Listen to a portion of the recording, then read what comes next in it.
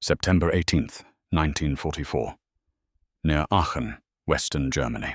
Morning fog hangs low over the rolling farmland, clinging to hedgerows and shallow valleys like a damp shroud. Dew beads on the tall grass, crushed flat by weeks of tracked movement. Somewhere ahead, engines idle, deep, uneven rumbles that vibrate through the earth rather than the air.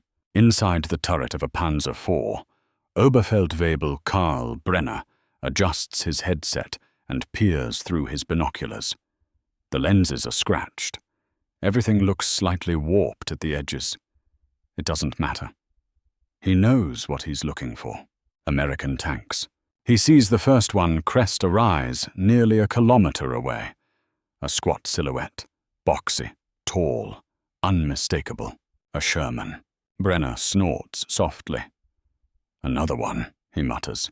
They never learn. His loader, Gefreiter Lukas Weiss, grins in the half-light of the turret. Let them come, he says. One good hit, and they burn. They've said it 100 times before. German tank crews have been saying it since Tunisia, since Sicily, since Normandy. The Americans, they believe, rely on quantity over quality. Thin armor, high silhouettes, gasoline engines that ignite like tinder. Against a well-handled German gun, a Sherman is prey. And Brenner is good. He has 19 confirmed kills painted in white just below the gunner's sight. Small rectangles, carefully measured. British Cromwells, Canadian Shermans, one American M10. Each one a testament to discipline, patience, and superior design. The doctrine is simple. Let them come in ones and twos. Kill them at range. Withdraw. Relocate. Repeat.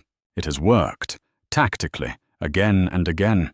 But today feels different. The radio crackles. Bewegung links, viel Bewegung. Movement left, a lot of movement.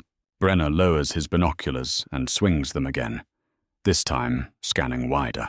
What he sees makes him pause. Not one Sherman, not three. A line, then another behind that. Turrets glint faintly through thinning fog. Antennas sway. Tracks churn mud into dark ribbons. Engines rev and fall in overlapping rhythms. Wie viele? Weiss whispers. Brenner doesn't answer. Because counting doesn't help anymore. By late 1944, German armored crews have learned to mock American numbers as a coping mechanism. They joke about it over cigarettes and thin coffee.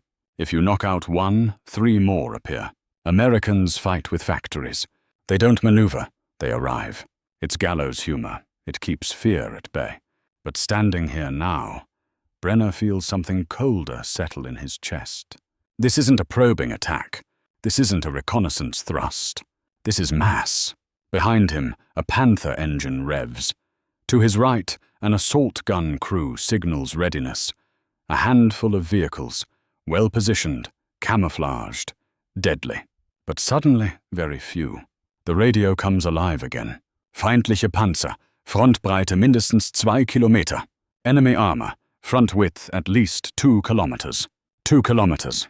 That isn't a formation meant to be stopped by skill alone. That's a formation meant to absorb losses. Brenner feels his confidence, hard-earned, reinforced by years of training and survival, begin to thin. Across the field, American tank commanders are not advancing cautiously. They're moving in depth. Companies layered behind companies. Infantry riding hulls. Self-propelled artillery already positioning. This isn't improvisation. It's doctrine. What Brenner doesn't know, cannot yet know, is that he is watching the full maturation of American armored warfare in Europe.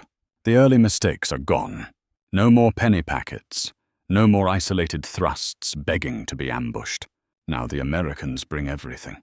When the first Sherman crests the ridgeline fully, Brenner snaps back into routine. Ziel erfassen, he orders. Acquire target. The gunner adjusts. Crosshairs settle. Feuer. The Panzer IV recoils as the 75mm round slams down range. Through the sight, Brenner sees the hit. Clean penetration.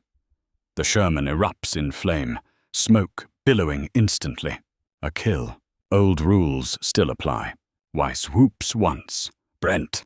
But before the smoke has fully cleared, another Sherman rolls forward, straight through the wreckage. Then another. Then another. They don't halt. They don't scatter. They don't even slow. American return fire crashes in seconds later. Explosions walk across the hedgerow line. Dirt and steel rain down on Brenner's turret. The radio is now chaos, overlapping shouts, broken transmissions, calls for ammunition, calls for air support that will never come. Brenner fires again. Another kill. Then another. But each burning tank is replaced almost immediately by two more pushing through the gap. This is when it begins to dawn on him. The Americans are not attacking to avoid losses. They are attacking through them. Every German shot counts. Every American loss doesn't stop the attack. For the first time since Brenner climbed into a tank years earlier, he understands the terrible arithmetic forming beneath the battle. Skill can win engagements, but only numbers decide whether the fight ends at all. And this fight has only just begun. The second hour of fighting begins under a sky that has finally burned off the morning fog. Smoke columns rise across the fields like blackened pillars, marking where German ambush positions once held dominance. Now they are being bracketed, not by guesswork, but by methodical expanding fire. Oberfeldwebel Karl Brenner wipes sweat from his eyes and forces himself to slow his breathing. His turret reeks of cordite and hot metal. The gun barrel is already overheating. The loader's hands shake slightly as he slams another round home. How many left? Brenner asks. Weiss checks the rack. 8 armor-piercing, 4 HE. 8. 2 hours ago. That would have been enough for a day. Now it feels like seconds outside. American armor advances in waves. Not clustered, not reckless, but relentless. Tanks halt briefly to fire, then roll forward as the next line takes their place. Damaged vehicles pull back while fresh ones fill the gaps. Infantry fan out, pinning German anti-tank teams before they can reposition. This is not chaos, it is replacement. Brenner has trained his entire career to defeat enemy tanks one at a time, by maneuver, by concealment, by patience. German doctrine prizes the decisive engagement. Strike hard, withdraw, strike again. But there is no withdrawal anymore. Every time a German vehicle relocates, American artillery shifts with it. Forward observers, embedded with infantry, call fire with terrifying speed. Shells land not minutes later, but seconds. The battlefield no longer resets. It compresses. A Panther to Brenner's left erupts suddenly, its turret blown clean off by a plunging artillery round. The crew never even gets a chance to bail out. Brenner flinches, then forces himself to look forward. Another Sherman burns. Another kill. 19 becomes 20. He should feel pride. Instead, he feels hunted. Across the field, American tank commanders are experiencing something entirely different. Lieutenant Mark Ellison, 3rd Armored Division, watches the burning Shermans ahead of him with grim focus. He notes the muzzle flashes. He radios coordinates. He waits. He is not afraid of losing his tank. He is afraid of losing time, because behind him, stretching back along the road, are more tanks than he can see. Ellison knows the math. He knows that German gunners are deadly and limited. He knows that once they expend ammunition, once they overheat barrels, once fatigue sets in, the balance will shift violently. American doctrine now embraces that truth. In briefings, officers no longer talk about breaking through German lines. They talk about consuming resistance. A German ambush that knocks out 5 Shermans is not a disaster. It is a cost already paid for. This philosophy would have been unthinkable in 1942. Even in early Normandy, it was controversial. But by late 1944, the US Army has something no other army in Europe possesses. Predictable replacement. Fuel arrives on schedule. Ammunition arrives on schedule. Vehicles arrive on schedule. Losses do not disrupt momentum. They are factored into it. Back in his turret, Brenner hears something that chills him more than enemy fire. Silence. Not from the Americans, but from his own radio. The net is thinning. One by one, German voices disappear. Calls for repositioning go unanswered. Orders fragment, then stop altogether. This is the moment German tank crews have feared, but rarely faced so clearly. They are not being outmaneuvered. They are being outlasted. Brenner fires again. Click. Misfire. The gunner swears. Weiss rips the round out. Hands bleeding. Jams another in. Before Brenner can fire, an American shell slams into the ground just meters away. The shockwave lifts the Panzer IV slightly, slamming it back down. The turret ring shrieks. Turm klemmt! Weiss shouts. The turret's stuck. Brenner feels something give inside him. Not panic, but realization. Even if they destroy every tank in front of them, there will be more. He keys the radio, voice low now. Munition fast leer. Find drückt weiter. Low ammunition, enemy pressing forward. There is no reply. Across the field, American armor surges again. Fresh vehicles, new crews, guns cold and ready. Infantry follows close behind, rifles and bazookas, sweeping hedgerows Brenner once relied on for concealment. This is not a duel anymore. It is an avalanche. Brenner orders the crew to bail out. As they scramble from the turret and run for cover, American tanks roll past the wreckage without stopping, not even pausing to confirm the kill. They don't need to. They have already moved on. Lying in the dirt, Brenner watches the armored column thunder eastward, stretching beyond the horizon. Dust and smoke blur into a single advancing wall. For the first time, he understands why American crews never seemed bothered by losses. They were never fighting this tank battle. They were fighting the next one, and the one after that. Karl Brenner is captured 2 hours later, not in a dramatic charge or a final stand, but in the quiet aftermath, the kind that settles once the noise has moved on and the battlefield feels suddenly abandoned. He and what remains of his crew are found crouched in a drainage ditch, weapons discarded, hands numb from cold and exhaustion rather than fear. An American infantryman gestures with his rifle. "That's it, fellas. Over here." Brenner rises slowly. He is 34 years old and feels twice that. His uniform is blackened with soot, his ears ringing, his mouth tasting of metal. Behind him, the remains of his Panzer IV smolder. Just one wreck among dozens now dotting the fields. As they are marched to the rear, Brenner sees something that will stay with him long after the war ends. American tanks are not stopping. They are not regrouping. They are refueling. Fuel trucks roll forward, almost casually. Hoses already uncoiling. Ammunition crates are stacked beside the road in neat rows. Mechanics swarm disabled Shermans, replacing tracks, patching holes, swapping engines, sometimes within sight of the front. A tank commander stands on his turret, helmet pushed back, studying a map while sipping coffee from a tin cup. Coffee. Brenner looks away. In a makeshift POW holding area later that evening, German tankers sit in small clusters, speaking in low voices. These are veterans, men who fought in Russia, in Italy, in France. They know armor warfare.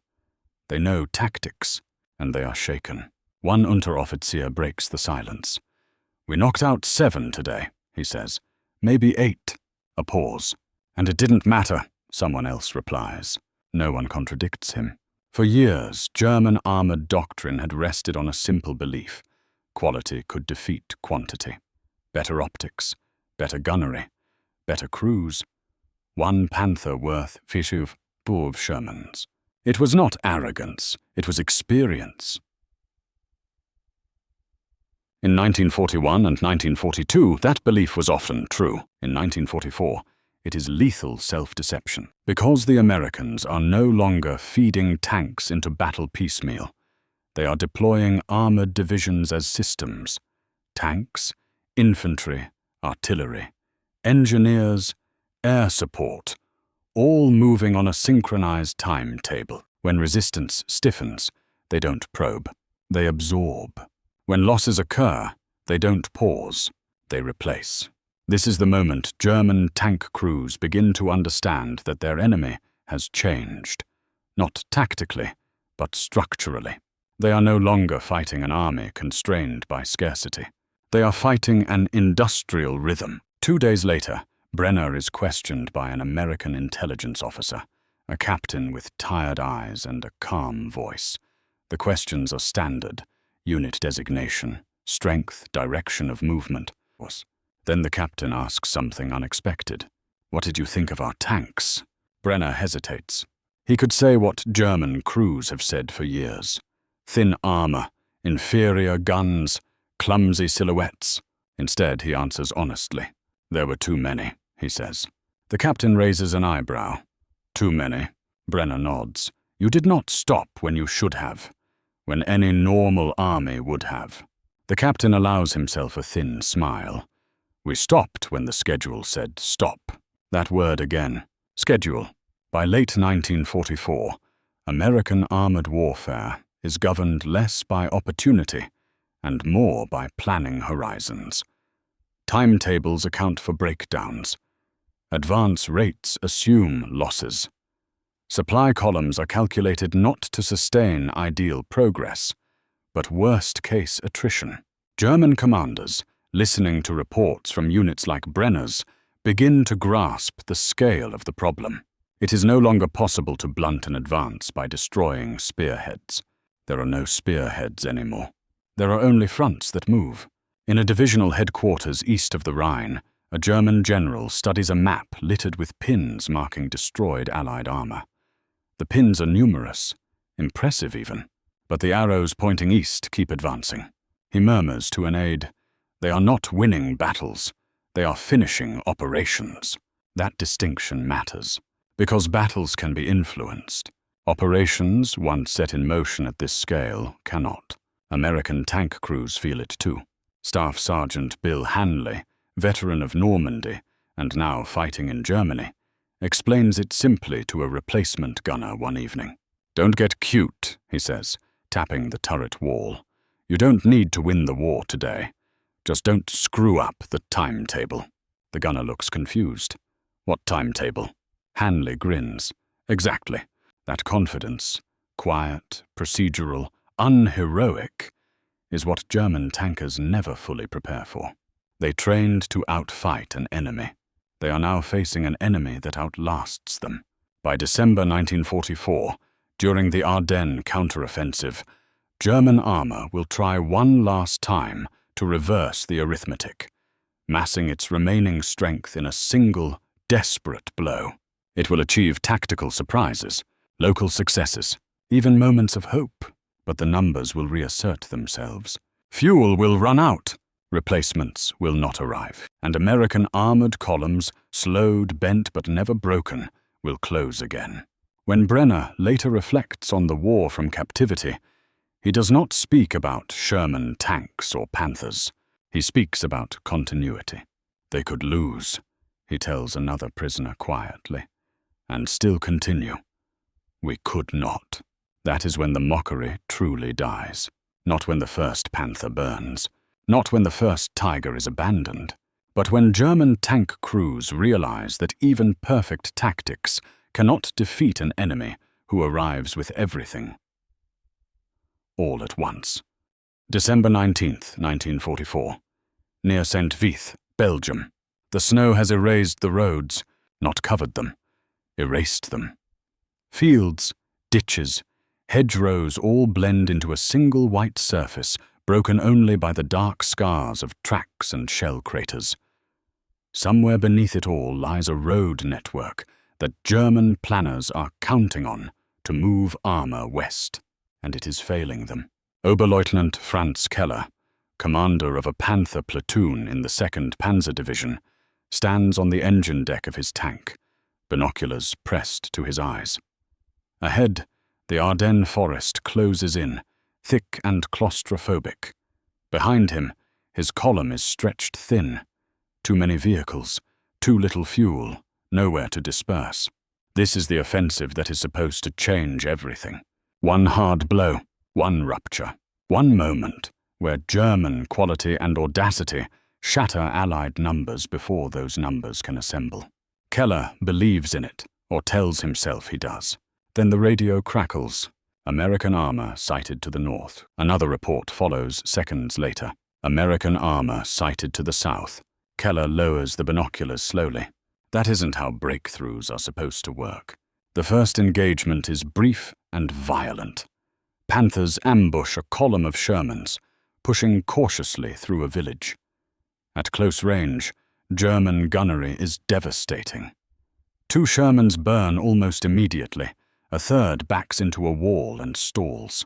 For a moment, a brief, intoxicating moment, it feels like the old days. Then the artillery arrives. Not probing fire, not ranging shots, a coordinated, pre-planned barrage that blankets the village and the surrounding approaches with mechanical precision. Shells fall in patterns, not guesses. Smoke blooms. High explosive follows. The Shermans that survived pull back.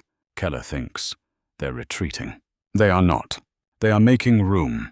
Within an hour, American armor begins arriving from 3 directions. Not in a rush, not clustered, just appearing. Platoons slotting into positions as if guided by an unseen hand. Keller fires until his loader's hands bleed from cold and exertion. He knocks out another Sherman. Then another. And then another replaces it. Always another. Fuel warnings begin to flicker on German dashboards. Ammunition counts are shouted over the radio, each report lower than the last. A Panther throws a track trying to maneuver off-road. Another stalls with engine trouble it will never recover from. American tanks, by contrast, keep moving. When one breaks down, it is marked, bypassed, and logged. When one burns, its wreck becomes a navigational reference point. This is not a brawl. It is an advance executing itself. By nightfall, Keller's platoon is gone, not destroyed all at once, but dissolved. One tank knocked out, one abandoned for lack of fuel, one stuck and scuttled. Survivors filter back on foot, weapons slung, eyes hollow. At a regimental command post, a German colonel listens to the reports in silence. He does not rage. He does not argue. He asks only one question. How many did they have? No one answers immediately, because no one knows. That is the most terrifying realization of all. The Americans are no longer committing forces in ways that can be counted at the front line. What appears is never the whole. What is destroyed is never decisive. They have achieved something Germany never could, elastic mass. In the weeks that follow, as the Ardennes offensive collapses under its own logistical weight, German tank crews come to a grim consensus. The Americans are not better tankers. They are better planners. They have accepted loss as a variable, not a failure. Where German doctrine treats the destruction of a tank as a tragedy, the loss of a crew, a machine, an irreplaceable asset, American doctrine treats it as an entry on a chart, expected, accounted for, replaced. Captured German officers begin to articulate this during interrogations. "We believed we could bleed you white," one Panzer major admits. "We did not understand that your blood supply was infinite." Another phrases it more precisely. "You fought with tactics. They fought with math. By January 1945, the illusion that German armor can still decide the war is gone. The Reich may still have formidable tanks on paper. Tigers, Panthers, Jagdtigers. But they arrive too late, in too few numbers, without the ecosystem needed to sustain them. No fuel columns that can survive air attack. No repair depots that can keep pace. No crews trained long enough to replace the dead. Meanwhile, American armored divisions rotate units off the line, not because they are shattered, but because schedules demand rest, refit, and redeployment. A U.S. Army report from early 1945 notes dryly, "Operational tempo maintained despite losses." That sentence would have been unthinkable in the German army by this stage of the war. For Keller, now a prisoner, the final clarity comes not on the battlefield, but watching it from behind wire. He sees American columns roll east day after day. Armor interspersed with trucks, engineers, infantry, recovery vehicles. He sees tanks missing sections of fenders, bearing patched scars still moving. They do not look invincible. They look inexhaustible.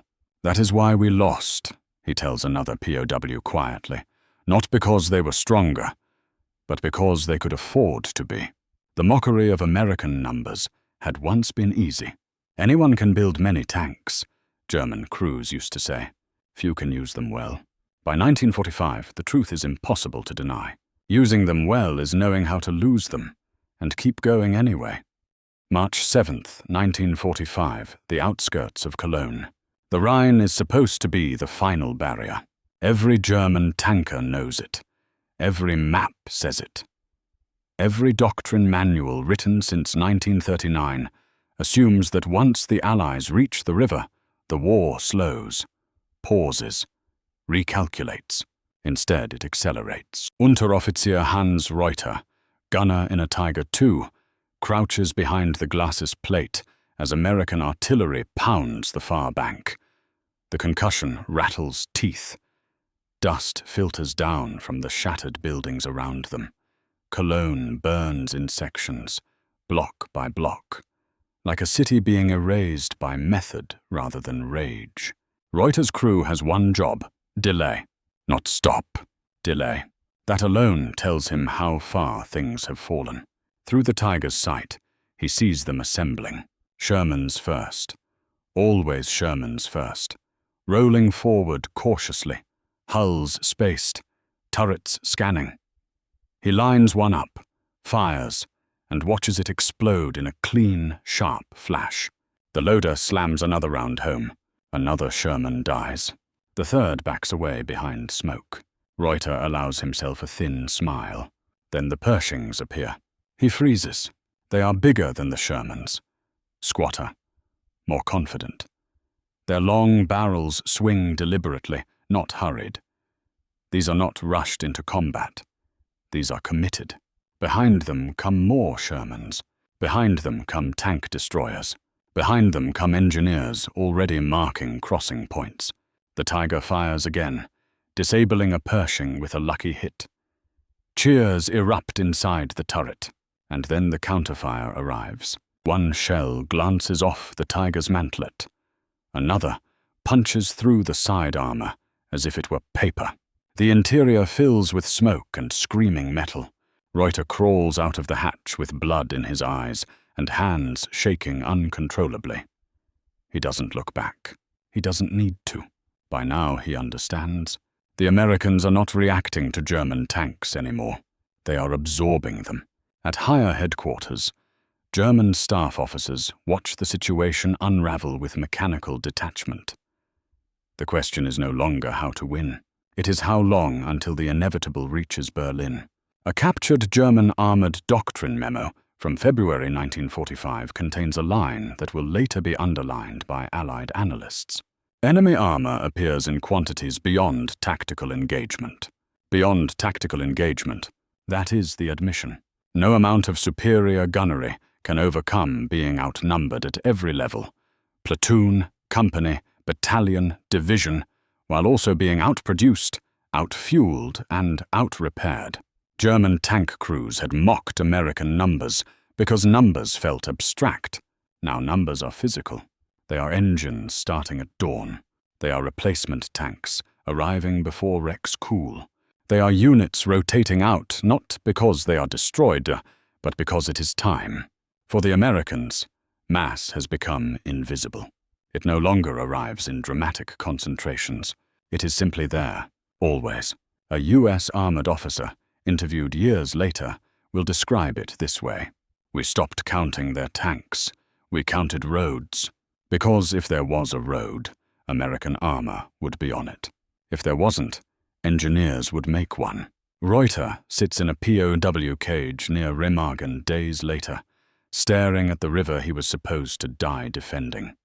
He watches American tanks cross on bridges built under fire, then turn east without hesitation. No pause, no regrouping, no awe, just continuation. Another prisoner speaks what many are thinking. "We thought your tanks were bad," he says quietly. "Too thin, too simple." An American sergeant shrugs. "They just have to get here." That sentence contains the whole war. German armor had been designed to dominate engagements. American armor had been designed to dominate campaigns. By the time Allied forces reach the Elbe, the mockery is gone. So is the argument.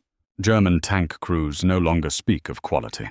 They speak of timing, of moments when they won every local fight and lost the war anyway, of killing 10 tanks and being buried by the 11th. The war ends not with a climactic armored clash, but with columns of American vehicles stretching beyond the horizon, engines idling patiently, waiting for orders that no longer matter, because resistance has collapsed everywhere at once, not crushed, overwhelmed. In post-war interviews, German panzer officers struggle to explain this to historians who want decisive moments. There was no single battle, one says. There was only accumulation. Accumulation of machines, accumulation of fuel, accumulation of trained crews, accumulation of inevitability. The Americans did not win because they had more tanks. They won because they could bring all of them, everywhere, all the time. And when German tank crews finally faced American numbers all at once, they realized the war had already been decided long before the first shot was fired. April 12, 1945, near the Elbe River. The sound is different now. For years, the battlefield has been defined by violence. Engines screaming, shells cracking, steel tearing itself apart. But this morning, Unteroffizier Hans Reuter hears something else as he stands in line with other prisoners under a grey German sky. Movement. Not panicked, not desperate, orderly. American armor rolls past the POW enclosure in long, uninterrupted columns. Shermans, Pershings, half-tracks, fuel trucks, recovery vehicles, ambulances, bridging equipment, all moving east with a rhythm that feels almost industrial. Dust rises, settles, rises again. The road never empties. Reuter watches in silence. He realizes he has been doing this since Normandy, watching American vehicles appear where they shouldn't, in numbers that feel absurd, with a confidence that never seems to fade. What has changed is not the enemy. It is his understanding. In the final weeks of the war, German tank crews rarely fight decisive battles.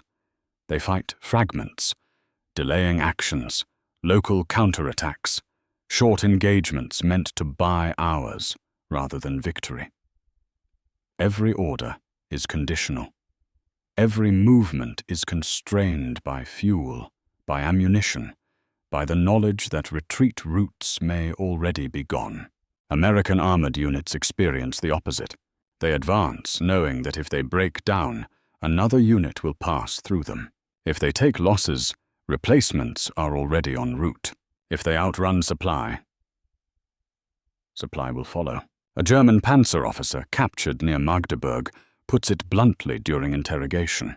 "You fought like an army that could not be stopped," he says. "We fought like one that hoped to slow you." Hope is not doctrine. By April 1945, German armored doctrine has collapsed under the weight of reality. Training manuals still speak of Schwerpunkt, the decisive point. But there is no decisive point left. Everywhere the Americans appear, they appear in force. Not recklessly, not blindly, but relentlessly. The Allies do not seek the perfect engagement. They seek continuity. That continuity is what finally breaks German resistance, not the loss of Berlin, not the crossing of the Rhine, but the understanding that there is no longer a place where American armor is not present, or soon will be. Reuter hears American soldiers talking beyond the wire. One complains about coffee. Another jokes about going home. Their voices are relaxed, unhurried. That unsettles him more than fear ever did, because it confirms what German commanders feared, but could not admit. This army is not exhausted. It is finishing its task. In the weeks after surrender, Allied historians and intelligence officers begin the long process of asking German officers what went wrong. They expect to hear about air power, about fuel shortages, about Hitler's interference. They hear all of that. But from tank crews, a different explanation keeps surfacing. They were everywhere. They never stopped coming. We destroyed them, and it did not matter. One former panzer commander, speaking carefully, explains it best. We were trained to win battles. You were built to win wars. That distinction is uncomfortable in its simplicity. German tanks were masterpieces of engineering, powerful guns, thick armor, brilliant tactical use in the early war. But they were scarce, complex, and difficult to replace. Each loss mattered. Each crew was precious. American tanks were not masterpieces, they were adequate. And there were thousands of them. More importantly, there were systems behind them that ensured damaged tanks were recovered, crews reassigned, units refueled, formations kept intact. German tank crews mocked American numbers because they believed numbers without superiority were meaningless. They believed quality would always defeat quantity. They believed battles decided wars. They were wrong. Wars are decided by whether an army can fight tomorrow with the same strength it had today. America could. Germany could not. Hans Reuter is released from captivity in late 1945. He returns to a country stripped of illusion. Factories lie in ruins. Rail lines are twisted. Fuel is scarce. Tanks are gone. Years later, when asked what moment convinced him the war was lost, he does not mention Stalingrad, or Normandy, or the Ardennes. He mentions a road outside Cologne. I destroyed 3 tanks that morning, he says. Then I saw 20 more behind them. He pauses. That is when I understood. Not that we would lose the battle, that we would never catch up. The Americans did not win because German tank crews were incompetent. They won because competence cannot overcome inevitability. By late 1944, American armored divisions were no longer fighting German units. They were outlasting them. And when German tank crews finally faced American numbers all at once, not in theory, not on paper, but on every road, in every town, across every river, mockery turned into clarity, and clarity turned into surrender.